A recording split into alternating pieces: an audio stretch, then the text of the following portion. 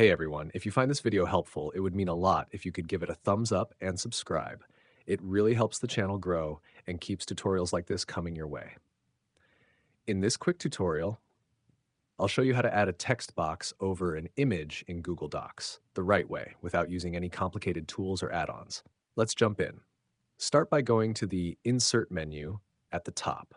Hover over Drawing and then click on Plus New. This opens up a blank drawing canvas, which is super useful because it lets you layer images, text, and shapes freely.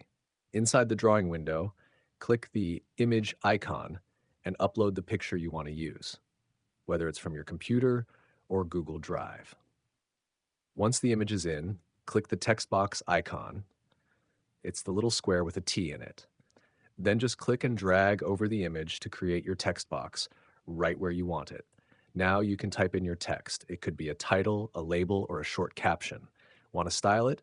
Click the three-dot menu on the right to change the font, size, alignment, or color so your text pops clearly against the background image. Once you're happy with how everything looks, click Save and Close.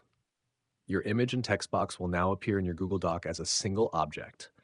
You can move it around, resize it, and place it exactly where you need it on the page. And here's a bonus tip. If you ever want to edit the text or swap out the image, just double click on it and the drawing tool will reopen. You can make changes anytime. And that's it. That's how you quickly and easily add a text box on top of an image in Google Docs. No extra extensions, no confusion, just a clean and simple method. If this helped you out, don't forget to give the video a like and hit subscribe for more practical Google Docs tips. Thanks for watching, and I'll see you in the next one.